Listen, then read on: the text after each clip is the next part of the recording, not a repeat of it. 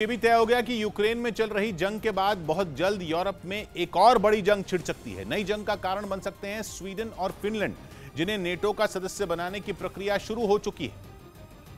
हालांकि ये प्रक्रिया कितनी लंबी चलेगी ये अभी तक साफ नहीं है। मतलब ये कि जिस नेटो में शामिल होने की तैयारी करना यूक्रेन को इतना भारी पड़ा कि वहां जंग छिड़ गई, अब उसी नेटो में शामिल होने की तरफ स्वीडन और फिनलैंड पूरी तरह तैयार है। हालांकि ये प्रक्रिया कितनी लंबी होगी ये अभी साफ नहीं है, मगर ये साफ दिख रहा है कि स्वीडन और फिनलैंड में जंग का नया मोर्चा खुल सकता है। रूस लगातार इन दोनों देशों को चेतावनी दे रहा है, लेकिन दोनों को रूस से ज्यादा भरोसा नेटो पर है। हालांकि दावा यह भी किया जा रहा है कि पहले यूक्रेन और फिर स्वीडन में रूस को उलझाने की बड़ी साजिश अमेरिका की तरफ से रची गई है, जिसमें अब तक अमेरिका ने खुद को जंग से दूर ही रखा है। हालांकि रूस को नुकसान पहुंचाने के लिए वो यूक्रेन की हथियारों से पूरी मदद कर रहा है।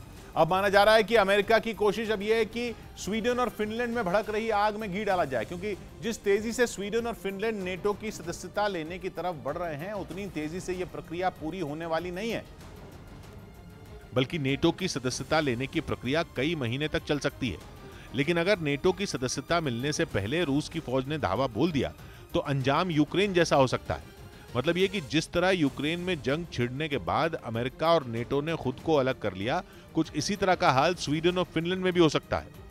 जंग में यूक्रेन को भले ही तगड़ा नुकसान हुआ हो, लेकिन नुकसान रूस का भी कम नहीं हुआ।